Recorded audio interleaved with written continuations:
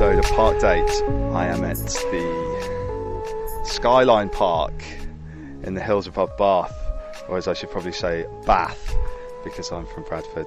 There's a bench here which has some verse by Eleanora Duse.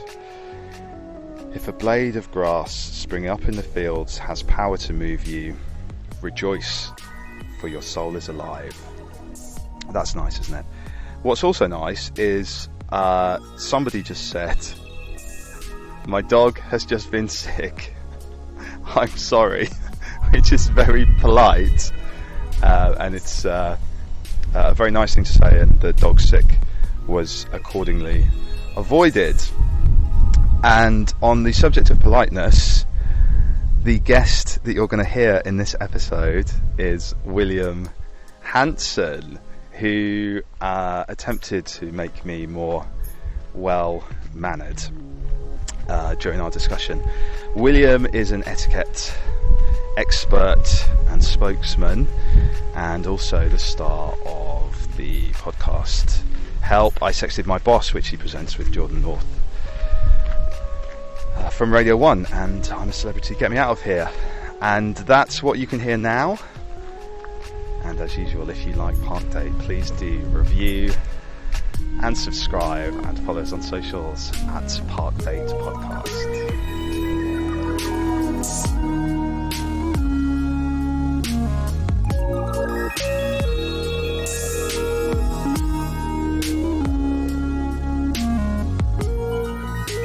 Welcome to Kensington Gardens. I'm here with William Hanson. It's a very apt place for us to be. After all those scruffy parks in East and South London, we're here in a place which is a little bit nicer. We're looking at the Italian Gardens. We're looking at a Rolls-Royce ice cream van. Yes, I thought we'd elevate your podcast just for this particular episode. Yeah. We're not going to any of those seedy parks. It's a luxury park. A luxury park, yes. We can rely on William to show us that. And William, you mentioned the Italian Gardens when we were talking about parks, which we can see in front of us. The fountains and this very ornate architecture. It's very impressive, isn't it? It's nice, yes. We can thank the Victorians for putting this in. It's nice. It's looking good today, although we're recording this after the heat wave, so the grass is looking a bit parched. It is a bit dry, isn't it? But the Italian Gardens, obviously being water-based, still look quite good. And that's good. That's what we need in this sort of unusual. Well, maybe it's going to be more usual in the years to come, unfortunately. But I feel like it was always quite rainy when I was a kid in the summer, but it's been a very hot summer, hasn't it? It's been far too warm. Too warm for you, William? It's continental weather. Yeah. And we're not used to it in this country. I don't like it. Well, you're looking very dapper in your... This is about my fifth outfit of the day. Have you had to change? I change more times than the royal family in hot weather. But you're looking very nice in a sort of a peach-coloured shirt, aren't you? Thank you. Yes. And jeans. Now, yes. Talk me through the jeans. Unfortunately. No, I just think jeans are a bit hot for this weather. Are they not? Yeah. I do have shorts. I never know whether to wear shorts or not. I actually had them on earlier, but I feel like trousers are a little more formal, aren't they? I think you are working, aren't you? Exactly. Yes, yeah. You never know when to get your legs out, but I think fine if you're a lifeguard. And then, or you're on holiday. And I do, to be honest, I do spend a lot of time around the pool, so I am. Oh, do you? I am kind of in my shorts. Yes, you were at the Lido or something yesterday, weren't you? Always there. Yeah. I was there. Well, I was there yesterday. It was getting a bit chaotic. The police have been called every day for the past 4 days. People are losing their heads in the heat. Normally, it's a very, very, very serene place to be, but in the summer, as one of the lifeguards said to me, it's like silly season. So. Yeah, but no. I'm glad you're taking with my. I actually wore this peach shirt for you, William. I thought did you? Thought it might be nice. up your street. It's gorgeous. I love a peach shirt. Yeah. I don't see them enough. No, but we'll walk down here. It's a bit Portillo almost, isn't it? I wouldn't go that far. I think it's this path. Okay, so we're going to walk through. Okay, here's an interesting thing because we generally would say this is Hyde Park, but this is kind of like the Kensington Gardens Yes. within Hyde Park. Yes, isn't and I it? still don't really know where the boundary is. No, I'm not sure about that. I wonder if it's the Serpentine. Probably. But we'll have a stroll down here. So William's going to take us to a couple of places that have memories for him.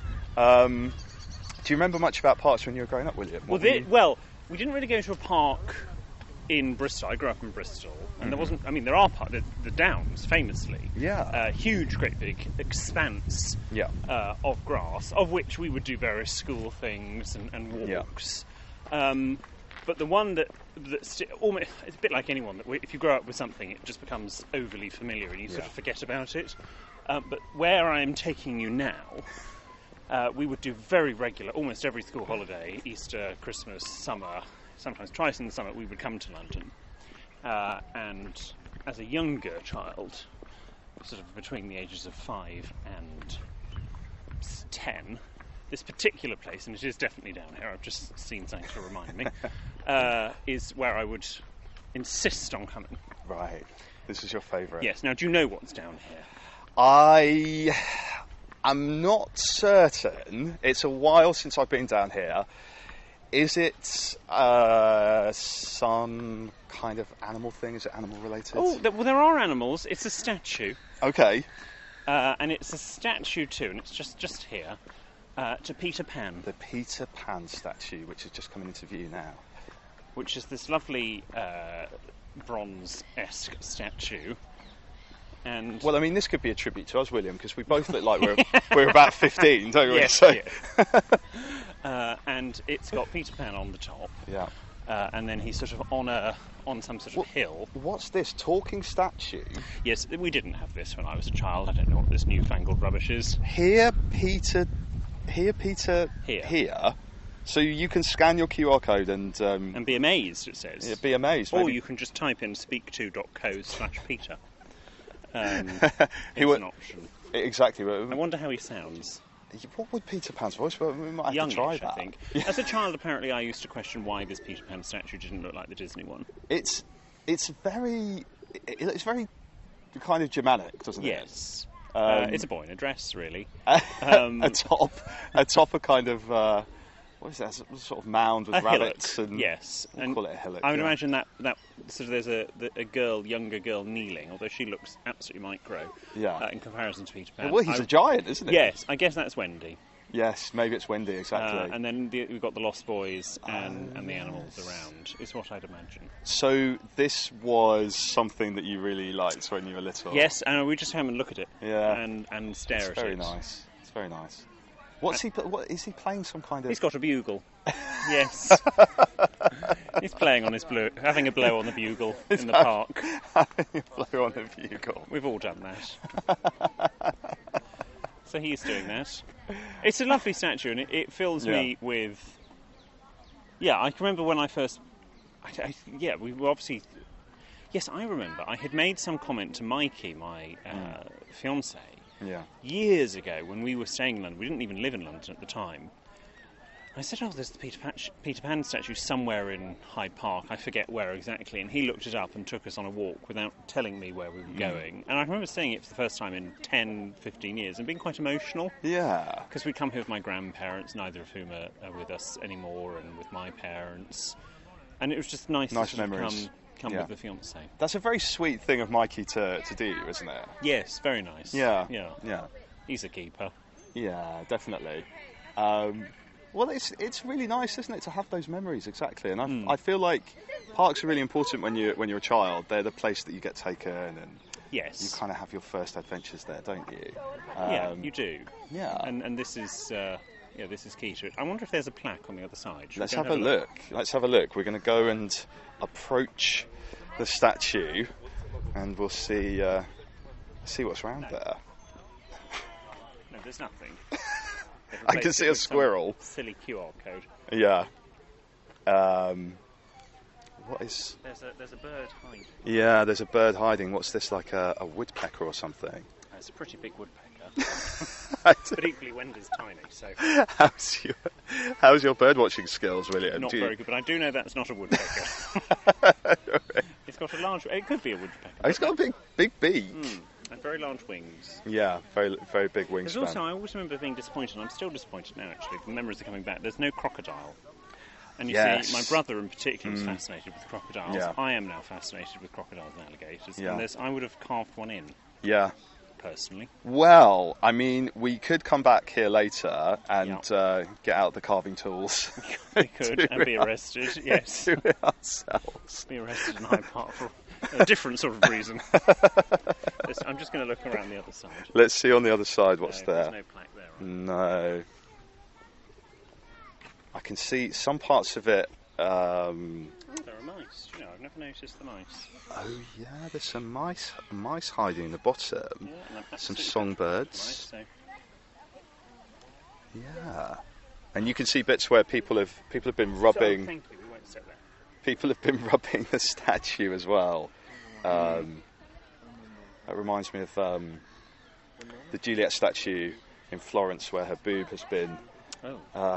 Molested. She's been repeatedly molested over so many years. Poor Juliet. It's really not on. And Not hashtag me too. yes, exactly. And her lucky boob has been very highly polished. Yeah. Um, it's Rishi and Liz, in case you're wondering. Are we? It's Rishi and Liz. Penny Mordaunt is out.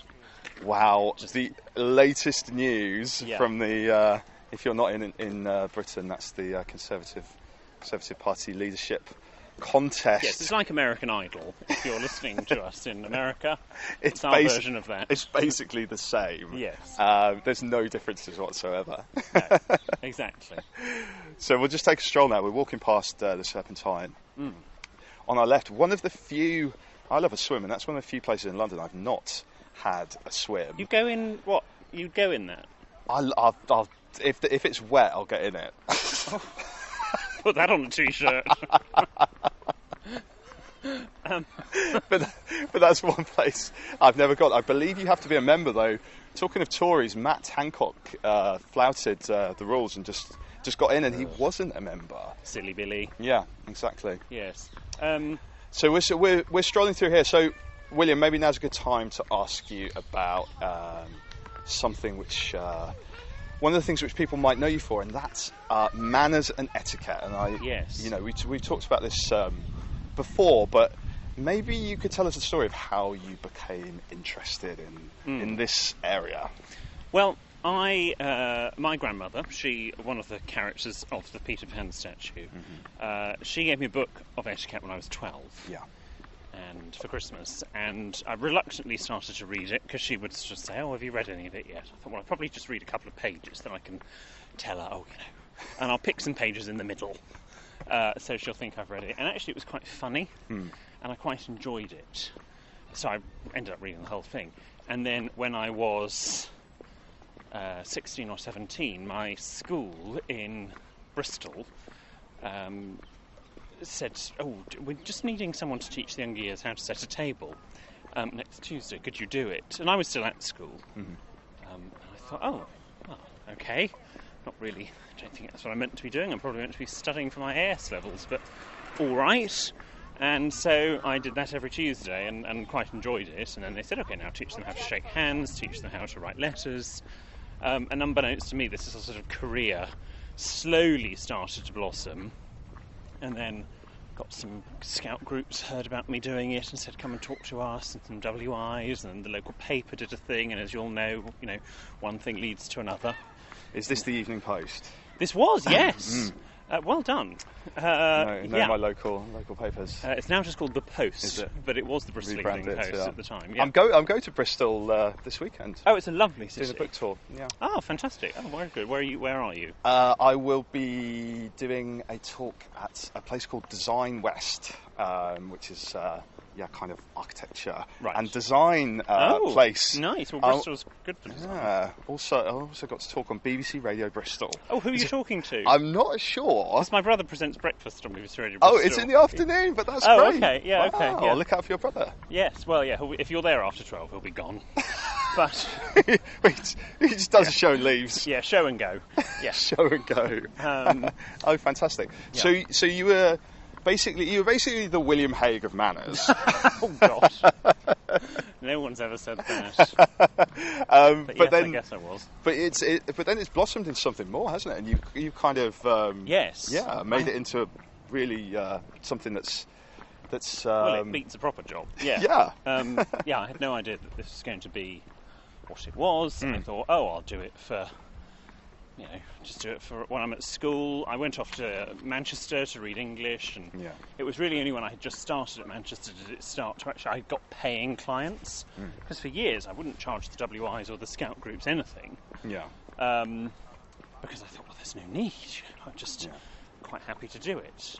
But yeah, now sort of 13, 14 years later, we're still at it, and nobody's stopped me. And you travel the world, don't you, William? Yes, usually. The Middle East and China and places like that. Very big in the Asia-Pacific region. Yes. Which is good. They have you on posters, don't they, when you land in the airport? In 2012 or 13, I forget the name of the thing, but there was a report. They publish it's the Chinese equivalent of the Sunday Times Rich List, but it's not to do with money. It's to do the direct translation from Mandarin into English is cultural aristocracy. Right. And I believe I was number 32. So it's like a soft power list, really, isn't it? Yes. I then the year after was off the list. So what did you do? I don't know. Right. I don't know, and I'm not convinced about the quality of how that list was compiled, but I'm basically aristocracy in China. Well, that's amazing. Yes. That's amazing. Yeah, so I think it's fair to say, well, I mean, we're in this part of London where obviously lots of people from all around the world love to come, and people really look up to British heritage and British education and things like the royal family. Yes. And there's that kind of sense that a lot of people are very interested in the way that we do things, our culture and our yes. Yeah, we've developed a way in Britain to sort of overcomplicate things a little bit sometimes. We think about dinners, yes. Of course, table settings, things like that. Yeah. And compared, I work a lot in the Netherlands, and they're so direct. Yes. They're so direct to the point where I've worked there for 10 years now, pretty much always with the same group of people. And they still will shock me, and I'm like, oh my god, what? I'm come away insulted. Whereas I will say, oh well, I hope you don't mind if you wouldn't. Could we just do this actually? And I'll be so soft about it and gentle, and they'll say, you're asking us to do X in one word when I have used 50 words. But that's diplomacy as far as I'm concerned. Yeah. One of our great exports. Now, what on earth is this? So this is the Serpentine Pavilion. Right. Do you come and look at the Serpentine Pavilion every year, William? No. What this is, every year, a different architect builds a different pavilion, and they all look very unique, and then they export them. After the event. So I saw one in Tirana last year that had been taken there, and they take them to Germany and other places as well. But it's supposed to be a showcase of different architects. And they have this architect likes holes in roofs. There's a very big hole in the roof. I need to check who did it. I want to say David Adjaye, but I might be completely wrong about that. But they have lots of parties, and she's come dressed as the pavilion. There's a woman who does look exactly like the pavilion. Well, she's got a hole in the top. When you meet people in architecture as well, you realise they all wear black. Oh right. It's like being in Berlin. Everyone just wears black. It's kind of like a uniform. I feel like I do enjoy the Serpentine. I don't know if you ever come to the gallery here. There's always lots of rich Russian heiresses. that kind of feeling. But yeah, so we were talking about, well, yeah, you in the Netherlands, obviously Dutch people more direct. We have this way of, even the way we speak, we have a way of meandering to a point. We say, I feel like sorry is probably the word I say the most. Yes, I could bump into you, but you will say sorry. Exactly. It's a very strange kind of culture that we have, isn't it? Well, and at the dinner table, if you know, an American or someone from the Netherlands wants something, if, like, let's say, I don't know, the potatoes, bowl of potatoes, they would probably say, pass the potatoes. Hopefully they put a please on the end. Yeah. But in Britain, the etiquette manuals, and still a lot of, in correct society, you don't just say, Chris, can you pass the potatoes, please? Because basically what I'd be saying there is, Chris, you have not seen... Very loud motorbike. What I'd be saying there is, Chris, you have not seen that I need the potatoes. Yeah. How dare you? You have not considered me. So instead the etiquette is, Chris, would you like any potatoes? And then you might say, oh no thank you, William, but would you like some potatoes? Oh yes, please. And then the potatoes get passed. So we've taken numerous more sentences to get the potatoes passed, but I've respected your feelings even though you were disrespecting mine. Everyone's happy. The potatoes are cold, but everyone's happy. Yes, exactly. I think the thing, I've always been interested in the idea of manners and etiquette myself, actually. And I think from a personal point of view, I know... Obviously, you do journalism as well, William, and well, not like you do. Well, we met, didn't we, on a trip to New York, and when I found myself first doing those trips and kind of being catapulted into maybe a party at the Serpentine or a dinner or these trips to different countries, I felt very much out of my depth, I must say, and actually, you need to know how to behave in different circumstances, how to put people at their ease, what is the correct thing to do. Do not turn up to a dinner in your swimming shorts. All these... don't tell me you did that. No. All these kind of things. And actually, that's what it's about, isn't it? It's about, like, you know, putting people at their ease and knowing... Well, and having confidence as well, so that if you are going to dinners at the Serpentine or whatever party, you are actually relaxed and have the confidence to go in and focus on what does matter, and that's chatting with others and building connections. If it's on a date, for example, and you get served peas, you're not sitting there going, oh my god, how do I eat peas, without them firing off onto the floor. You know what to do, thus you can concentrate on building that rapport with the person sitting opposite you. So etiquette gets a bit of a bad press from time to time, and you know, okay, sometimes I might feel that, but generally it is, you know, the sort of the two sides of my job. There's the sort of the frivolous media stuff, and then there's the serious training. Which you know is it's got a more serious, solid message. Exactly, it's more subtle, isn't it, than when you're on This Morning teaching. Yes. I had one yesterday. Did I want to go on and talk about should men wear shorts to the office? Which obviously they shouldn't, unless they are lifeguards, as we previously mentioned. But I was unavailable yesterday, so I'm afraid I could not do that. A lot of people will recognise you, obviously, from your TV appearances, William. But then, what you've done latterly, which is really interesting to me as well, is the podcast.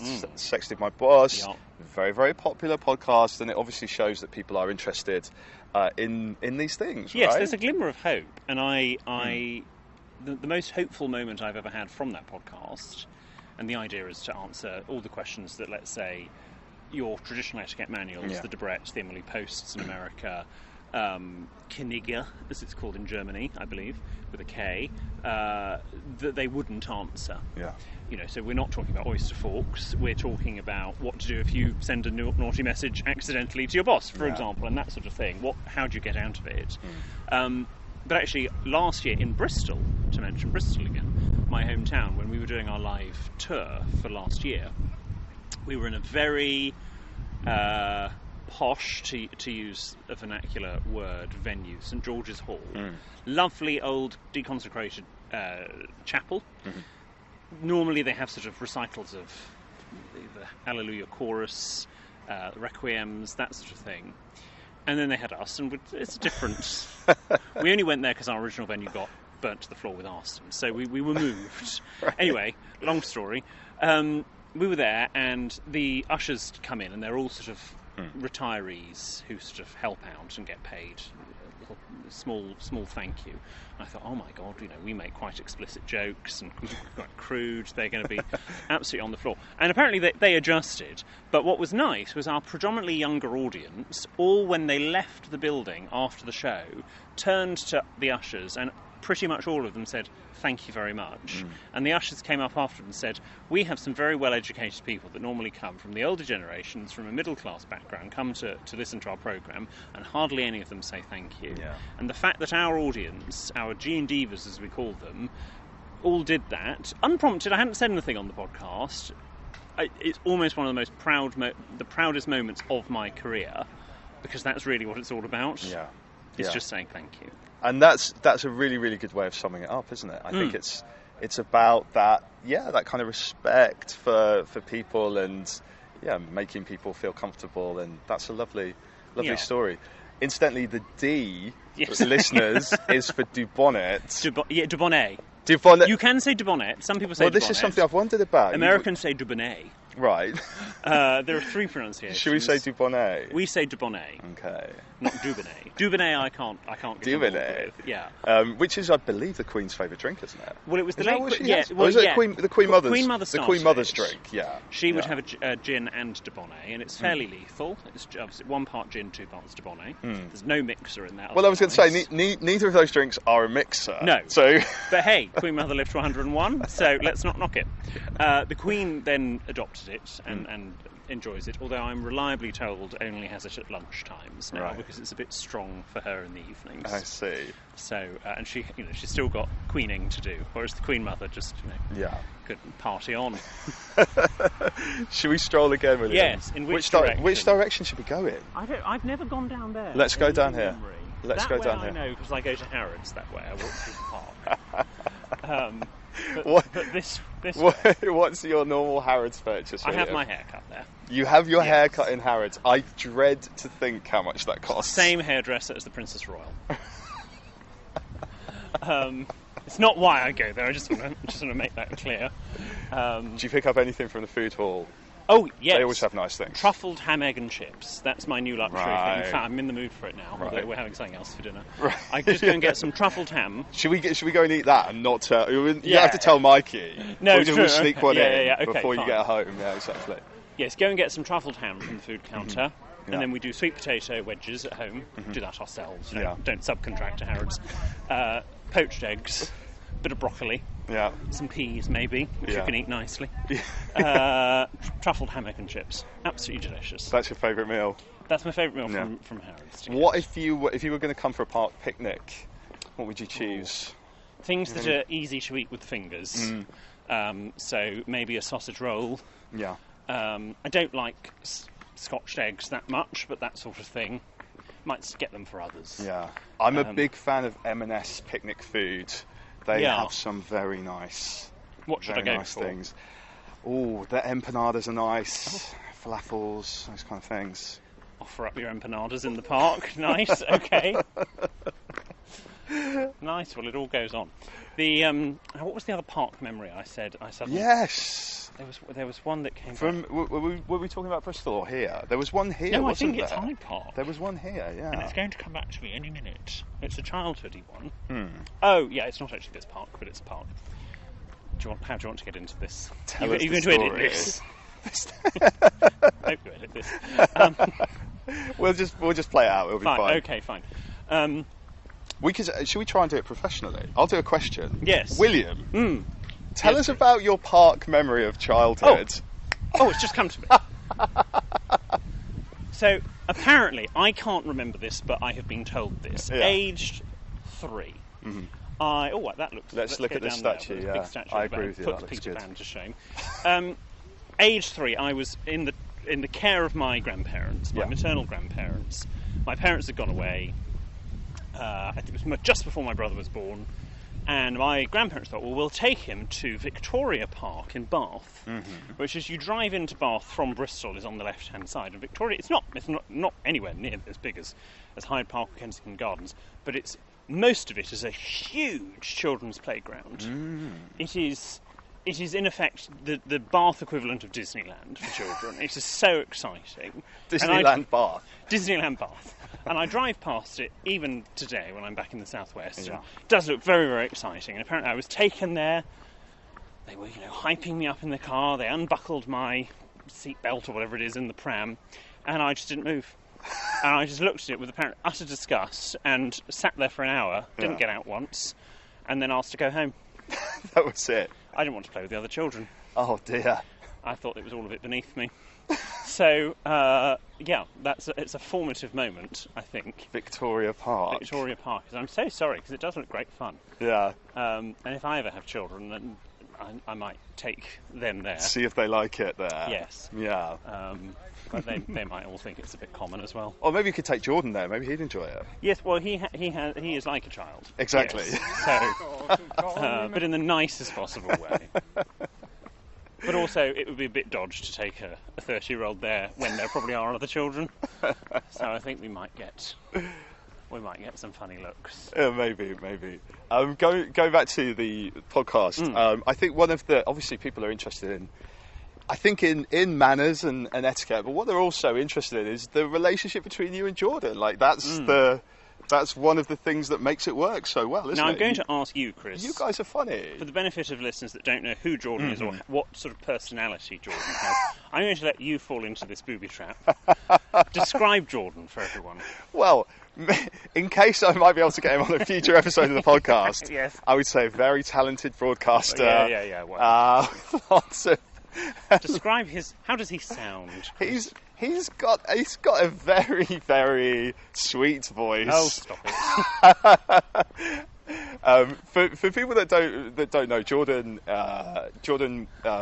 is I believe still on Radio 1, right? Radio 1 presenter. Yes. And he's on as we speak. He's on right now in the afternoon on BBC Radio 1, and you can just call it Radio 1. No, I'm not even joking. No, like, BBC. They don't like the BBC bit. So I don't know why, because you are part of the BBC who funds you. Yeah. But you just say Radio 1. Yeah, I think maybe that's a hangover from when we were listening to it. When we were listening to it, I remember also. I used to write in for competitions. I remember the postcode. It was London W1N 4DJ, and I loved that it was DJ in the postcode. Very good. I thought that was very good. So yeah, Jordan's on Radio 1 now, and people will probably remember him from I'm a Celebrity, Get Me Out of Here as well, which he won, didn't he? No, he didn't. Did he but not it's win? very interesting you said that. He came second. Yes, you're right. He came second. History is a fickle beast. It's like people think Ollie Murs won the X Factor. Yes. He didn't. The slippery notion of truth, which we talked about before. Lovely view of Kensington Palace, point out. We can see Kensington Palace, and there's a... I've just thought of another memory. Should we walk? Let's walk down let's here. Walk in that direction. Which, William, you know more about the royal family than me. Yeah. Is it, do Kate and Wills live here? The Duke and Duchess of Cambridge live there, in amongst many of their other residences. That's their London base. We also have Prince and Princess Michael of Kent. The Gloucesters are no longer there. The Duke and Duchess of Kent are still here. Princess Eugenie was here, but she's not. And Harry and Meghan briefly. They lived here, didn't they? They were here before they went off to Frogmore Cottage in Windsor. Yeah. And then obviously to Montecito. Yes. After that. But yes, Kensington Palace, and it was where Queen Victoria became Queen. She was in this building, I believe, when she became Queen. Yes. And then she moved on into Buckingham Palace and put that front of Buckingham Palace on that you see now with the balcony. That wasn't there originally, but she was having such a large family with Albert, obviously the days before television, so they had nothing else to do, and they created this family, and so had to put this entire front facade on. But yes, Kensington Palace is where she was before then. And I believe the Queen doesn't really like Buckingham Palace, does she? No, she can't stand it, really. She's not very happy to be there. She loves Balmoral, doesn't she? She loves Sandringham. She likes all of them. Not Buckingham Palace. But it's the office. Yeah. You know, I don't know, you probably work from home now, but have you ever had a static office? I do work from home, and in fact my house is a lot like Buckingham Palace. Is it? You'll have to come round sometime. Yes, good, I will. You'll be very surprised. You'll come over for dinner.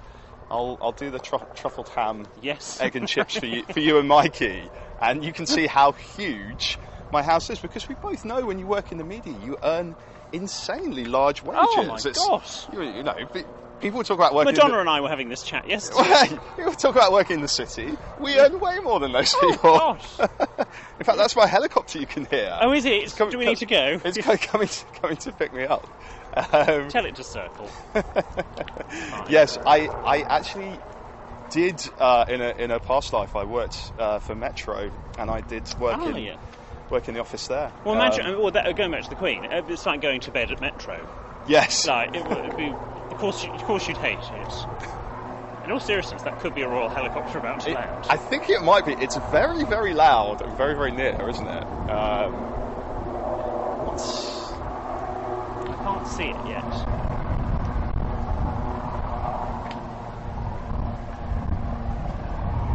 You can definitely hear something. It is coming from the vague right. Yeah. I mean, I know sound is a bit. We might be about to spot a glimpse of some royal family members, perhaps. Yes. They don't want to drive, do they? There's too much traffic. No. They want to be in their helicopter. Princess Anne's probably going to get her hair done. Take the chopper to Harrods. Not that it's that far. So we're now in front of... The round pond, isn't it? The round pond in front of Kensington Palace. Yeah. And actually, although it was on the other side, I can remember in 2015, I was looking after some ladies from China who were on a sort of just a come and learn about Britain type experience, and obviously etiquette was part of that. And I was asked to look after them for a couple of days. And we had done a private tour of the state apartments of Kensington Palace, and just before that, they had also bought a lot of very expensive hats from Rachel Trevor Morgan, who is one of the Queen's milliners in St James's, and they had decided to wear one of their hats to Kensington Palace, and it was a day a bit like this, in that it was a bit blowy. It's, as you can hear, listeners, yes. It's rather windy. And we were standing sort of the equivalent here, but the other side of the pond. I think I can see where this might be going. And of course, they hadn't secured their hats with hat pins, which is correct, because just for this sort of reason. Mm-hmm. And of course, we're having a photograph taken. I'm taking the photograph. One of these ladies' hats, which I think was about £7,000, blew off into the pond. The round pond. And I, of course, because these were VIP clients, found myself lying on the edge of the pond trying to hook this hat back before one of the swans, who are lurking somewhere, got me all the hat. I succeeded. A kind of fairground game. But that's my memory of this particular pool of water. You really went above and beyond to save the hat. Indeed, yes. I then, after that, the other memory that's now coming back to me is we then went to the Queen's Gallery, which is to the side of Buckingham Palace. Beautiful art collection. Yeah. You name it, they've got it in terms of artists. Beautiful Canalettos in particular. Mm-hmm. They spent 10 minutes looking at the gallery, and they spent an hour and a half in the gift shop. You can lead a horse to water. They spent I think they spent about £10,000 in that gift shop.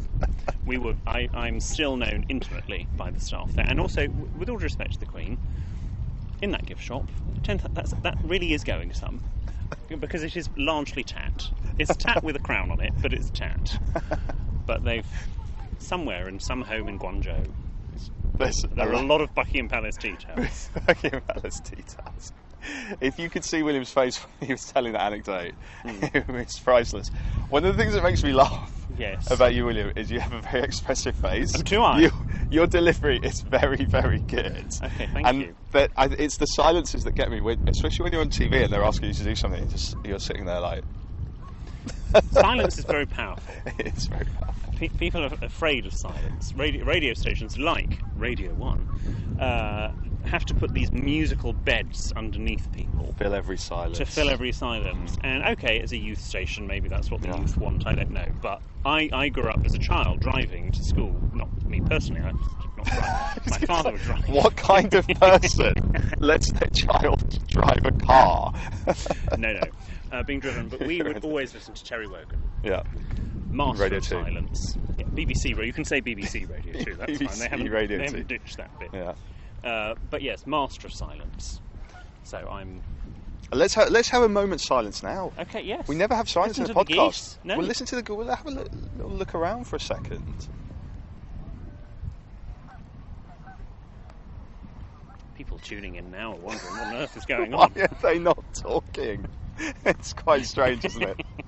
But I know what you mean, and I actually think, I think silence is kind of a mark of when you have a good kind of chemistry with someone, good connection, when you can actually be kind of quiet and comfortable with them. I think it's a mark of that, isn't it? Yes, true. Oh, There's a magpie picking at the carcass of another I bird can't over there. believe this has happened, because in another podcast episode, this happened. Oh. a bird eating another bird, and it's not something. Ugh, some bird-on-bird action over there. We do not want that in any more podcasts. That's dedicated to Kate Wills. The episode between me and her was ruined by a crow eating a dead pigeon, and now it's happened again. Oh. We don't want this to become a trope. No.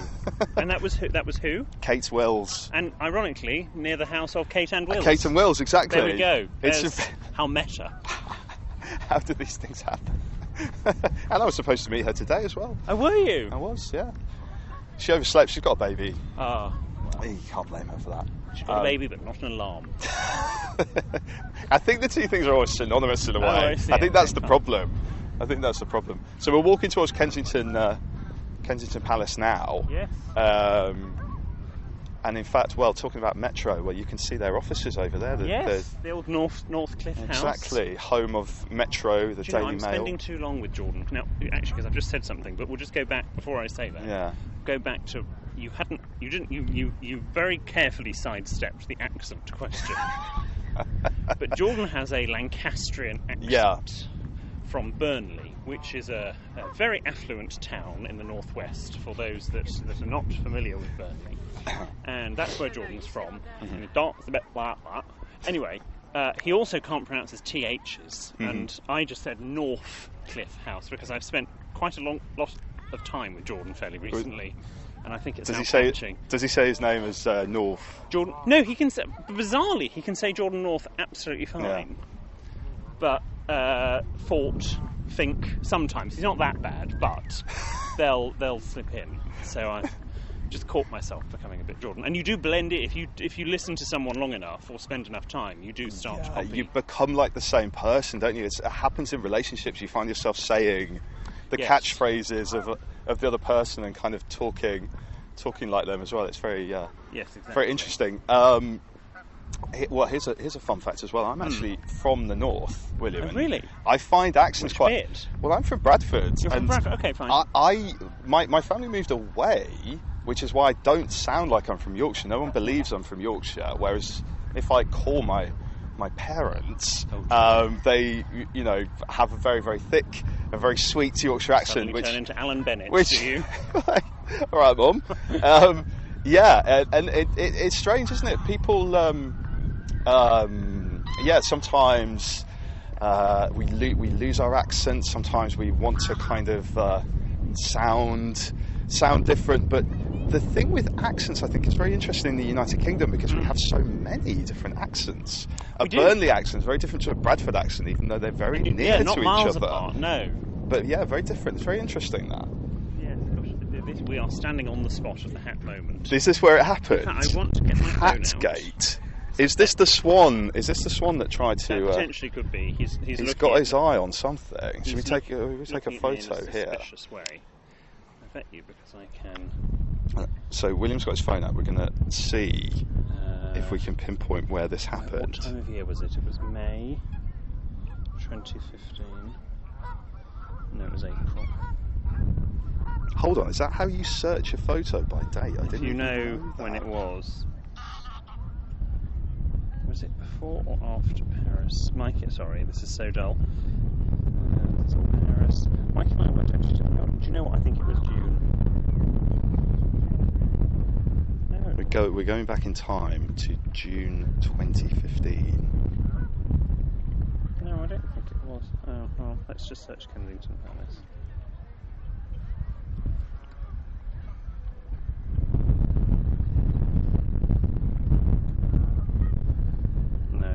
If I find it, I'll send it. Send it to me. We'll put it up. I know I've got it somewhere. We'll put it up. I've certainly got the photo we were taking pre-hat flying off. We'll put the photo on the website so you can see where this happened. And for people that don't know, obviously you told this story before, but remind everyone where you and Jordan met, William. What was the catalyst for your friendship? We met in Manchester. Mm-hmm. It was about 2011, and I was a guest on the evening show on Radio 5 Live, BBC Radio 5 Live. which actually I think is also just called 5 Live. Yeah. So they've dropped both the BBC and the radio. Mm-hmm. So they're just 5 Live. And I was the guest, and Jordan was on work experience. Back in the day, I was the talent, okay? Halcyon days, when a very different sort of kettle of fish now. And Jordan was in charge of greeting me and showing me into the studio. Making teas. Tea, yeah. Exactly. And anyway, he was very funny. And supposedly I was amusing to him. We both made each other laugh. He showed me out the building, and there were very long corridors in that old BBC, now demolished, but it's pre-Media City. So this was the BBC on Oxford Road, right? Yes. Yeah, old BBC Man. Yeah, and BBC they were North. Yes, they were moving out, so it was very derelict, really. And long corridors, so we had a long opportunity to chat. Mm. And I think had those corridors been shorter, I probably wouldn't have sort of become his friend. Anyway, we chatted. Said goodbye, thought, well, we won't keep in touch, but, he was nice. And then about 3 months later, he moved in with some of my friends from university. Oh. And we looked at him, oh, it's you! Yes, it's you, I know exactly who you are. And then sort of it's been downhill ever since. And what made you guys think that doing a podcast would be the thing to do? Well, our friend Stuart runs a production company called Audio Always, and he and I had done some Radio 4 documentaries together, BBC Radio 4 documentaries, a few years before the podcast. And we were having a planning meeting. Just sidestep a goose. There's a lot of waterfowl here. We were having a planning meeting to see what else we could pitch, and he said to me off the cuff, he went, oh, podcasts are sort of coming back. This was 5 years ago or so. I've got this radio studio sitting there that doesn't do anything for most afternoons. Busy in the mornings, not in the afternoons. Why don't we just do 10 episodes and see what we can just as a demo? Well, 282 episodes later, we're still going. So, yeah. And it's proved very popular, and the live tours are testament to that as well. The fact that you guys have gone on these tours, you're filling theatres. People are very into well. We are stunned, and it will all end tomorrow. I mean, it will all, I'm sure, stop. But at the moment, we're still going. Yes, we've just finished the 2022 tour. Yeah. Climaxing at the Shepherd's Bush Empire, which is a large venue. Which is the large venue, and it was a lovely venue. I've seen a lot of bands there. It's yes, very, very big. Our tour manager said he'd never seen them with seats in the central section, because he normally does bands rather than us. But and this latest tour was your stag Yes, party, wasn't it? To celebrate you and Mikey getting you and married. Mikey's impending nuptials, yeah? Yes, well, I've famously never been on a stag do other than these ones for Sexted. Yeah.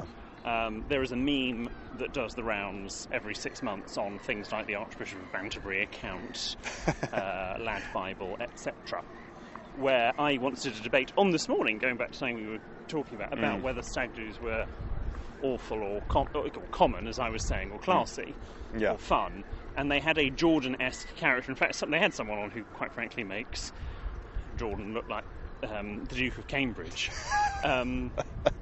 who thought stag do's were mint, and I thought stag do's were common and ghastly and uncouth. And this meme of the both of us, sort of with our name straps summarising our views, does the rounds. So, thus, getting married, Jordan and our producer Ben decided that I should thus have a stag do. And not only one, I had 9. You've had a lot of stag do's, yes. haven't you? And how did you find them? Has it changed your mind about stag do's, William? No, they're still pretty awful. Poor old helicopter's again. back. We never saw it. No, we're waiting to see someone important being airlifted. Maybe they needed to go back for the loo, or they forgot their keys or something. So yes, no, it hasn't really. I still, well, I've got some neighbours are getting married. In fact, all my neighbours actually in my block of flats seem to be getting married. Something. There's a lot of marriages in. Yeah, one... I know. I started it. One place. I was the first, and I have a feeling I might be invited on stag or hens or whatever. And I really have. I used to have a blanket policy. No. William, now here's something you can help me with. Okay. I feel like, well, I mean, people are going to be listening to this, but what the hell? We all need to get out of certain situations, certain scenarios. What do you not want to go to, Chris? Like you, William, you get a lot of invites for things. You just want to go to them. In this case, say you don't want to go on the stag do. What would be a very polite way of extricating yourself from that invite? So would we tell the truth or a kind of white lie? No, and I think we are in the need. Honesty is obviously great. Mm-hmm. We're all for honesty. You don't necessarily need to lie. But also, you don't need to tell too much. Mm-hmm. Now, if we look at old school etiquette, if you were formally replying to a written invitation by hand, where you would put, Mr. William Hanson, thanks, Mr. Christopher Beanland for his kind invitation to blah, blah, blah, blah, blah. Mm-hmm. At the end, whether you were saying if you're going or not, you would just put... No. Oh! We're about to see a helicopter. Here we go. What colour is it? It looks... I can't see. It's a silhouette at the moment. Black, maybe. I think it's a royal one. Yeah, I think so. It's a royal helicopter. Yep. Sabotaging this podcast. Flying over towards the west, maybe towards Windsor. Yeah, potentially to Windsor. I wonder who's in that. There we go, yeah. Special guest. So, you were saying when you would do handwritten notes. Yes, you would put blah, blah, blah, and then if you could go, you'd put da da da and has much pleasure in accepting. Or if you couldn't go, you'd put and regrettably cannot attend. Yeah. The etiquette was you didn't need to say why. And I still think that stands today. If you invite me for dinner next weekend, I'll obviously go, oh, thank you so much indeed. I'm so sorry I can't come, or I'm so sorry I can't make it. Yeah. Full stop. I don't need to go on. You don't need to know why. Or I'm so sorry, I've got other plans. Yeah. You don't now. Obviously, look. If my brother invited me to something, I probably would give him the courtesy of telling him why. Like his wedding. Yeah. I can't come. I'm so sorry. Just absolutely can't stand her. That sort of thing. But you don't really need to say why. Right. So no excuses. Just. Yeah. Yeah, and obviously, if you keep saying no to the same person, they might get the ump. Yeah. But I think you just say, I'm so sorry. But have you already said yes? I'm kind of thinking of a hypothetical situation, but say if there was an occasion where I had said yes, but I did want to get out something. What would be the thing to do then? Well, of course, COVID's been a great excuse for people to get out. I've got COVID. I can't come. I've got COVID. Or no one could argue with it. No, or monkeypox. You could say monkeypox. So I mean, it's quite extreme. Isn't it? It is quite extreme. I feel like monkeypox sounds kind of more dramatic and slightly less believable as well. Yeah, maybe. At school, I think in my case, a lot of eyebrows would be raised about how, why. Yeah. Okay. Fair enough. What's taking place? Well, then just suck it up and go to the event. Okay. What do you want? You can't have your cake and eat it, Chris. It was actually a conference about monkeypox. That's the thing. That's the thing I want to get out of. You'll be the keynote speaker. Exactly. It's going to be hard to get out of that one. At school, I hadn't done my AS level English essay on... Were you teaching too many people manners, weren't you? That was a problem, yeah. And I didn't really like As You Like It, which we used to call AS You Like It, which schoolboy humour. I like it. And anyway, my friend Ashley suggested, in order to get out of it, because sometimes the more outlandish excuses are the best, explain that my parents' house or my family house had chronic subsidence or subsidence. Okay, now for devotees of comedy, it's all about the details. What makes this joke funny is the word chronic. Chronic, yeah. Chronic subsidence. That's what subsidence is funny.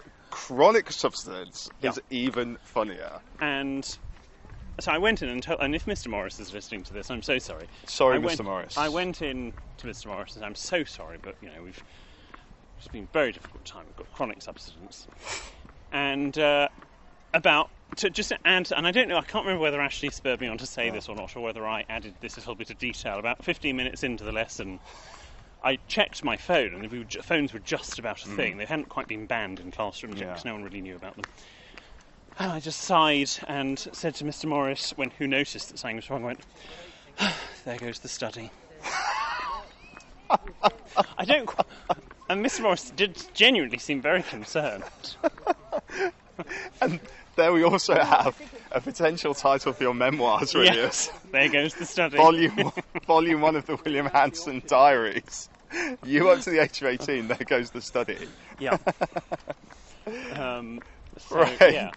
So sometimes outlandish excuses work, and if you say it with enough conviction, and I feel that you are the sort of person that would be able to say something. I can't lie, actually. Oh, can you not lie? No, I'm very, very, very bad liar. Very bad liar. I give off all the... what are your tells? We say tells, don't we? Yeah. Nose touching, ear touching, sounding unsure. I'm extremely bad. Well, that's an attractive quality, and Yes. with relationships and friendships. You can believe me, exactly. Yeah, not the best. Yeah. If I'm lying, I just become like, yes. No. It's very, very easy to spot. Very easy to spot. Yeah.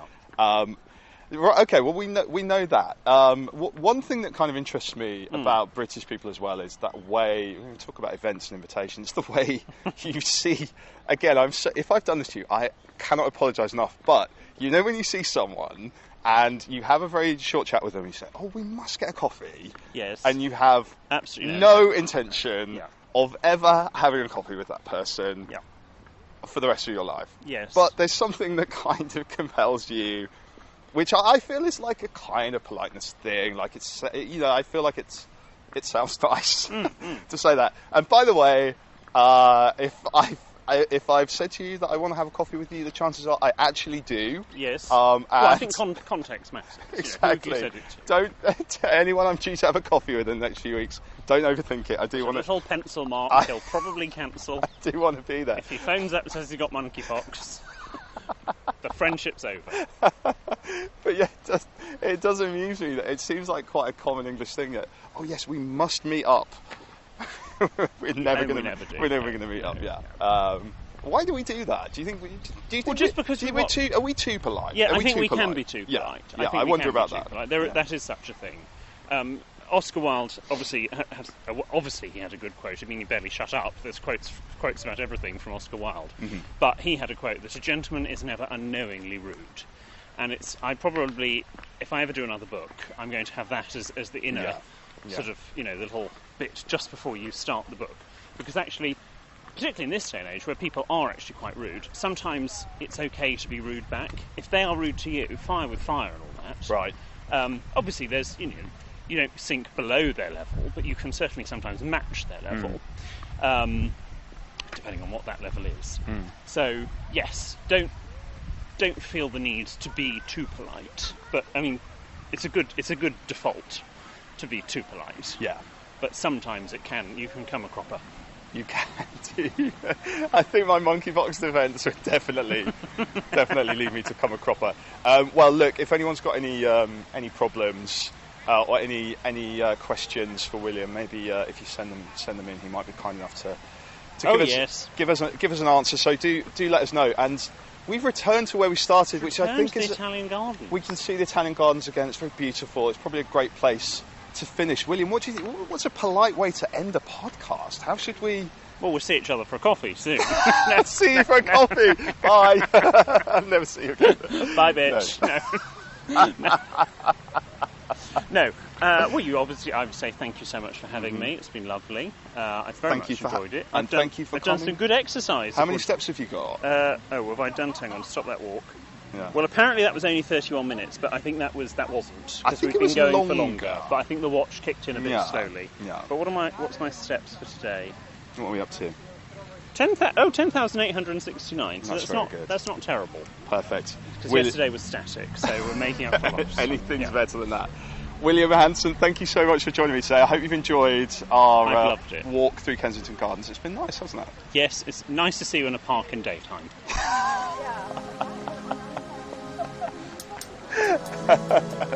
William, thank you so much. It's a pleasure. Cheers. Bye-bye.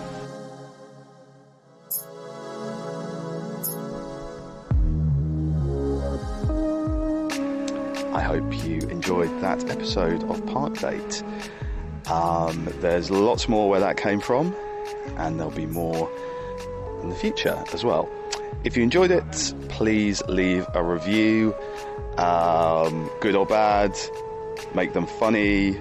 I'll be reading out the best ones, and there'll be a prize for the one that makes me laugh the most. Name check some trees in your reviews and leave them wherever you get your podcasts from. Check out our website, parkdate.co.uk, and if you see me walking around in a park, come and say hello. I think that was the sound of someone sneezing. Yes. Thank you. Bye-bye.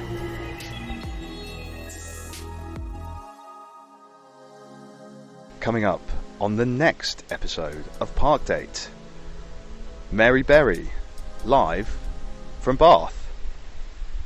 Mary, thank you for talking to me. What's your favourite park in Bath? Oh, my favourite park isn't in Bath. My favourite park is actually Victoria Park in London.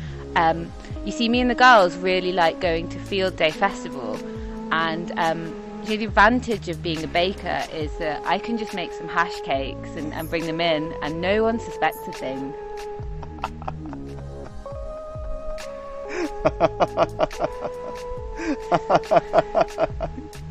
That was good. You sounded like that.